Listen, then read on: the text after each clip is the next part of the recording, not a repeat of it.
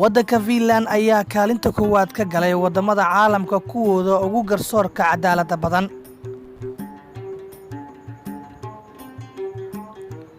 booska labaad waxaa soo galay waddanka lagu magacaabo New Zealand oo isna lagu ammaanay heerka cadaaladda ee dalkaas.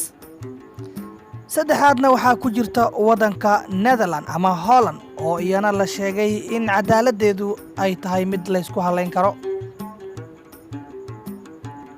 afaraadna waa waddanka Switzerland oo isagu sida caadiga ah lagu yaqaano deganaanta isagoo ka madax bannaan siyaasadaha dunidan ee qalafsan. shan waxaa soo galay waddanka caanka ah ee Japan oo isna la sheegay inuu ka mid yahay wadamada garsoorkooda uu ka madax bannaan yahay siyaasadda. waddanka Australia ayaa soo cariirsaday kaalinta lixaad ee wadamada ugu wanaagsan dhanka garsoorka caalamka.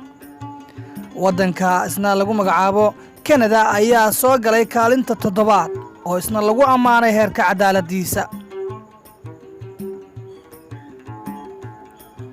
sidoo kale waxaa kaalinta sideedaad soo galay waddanka Sweden oo isna ka hormaray wadamo kaleeto oo la filanayay inay soo gali karaan, balse waxaa kaalinta sagaalaad soo gashay dowladda Mareykanka oo la sheegay in garsoorkoodu uu yahay mid aad u wanaagsan.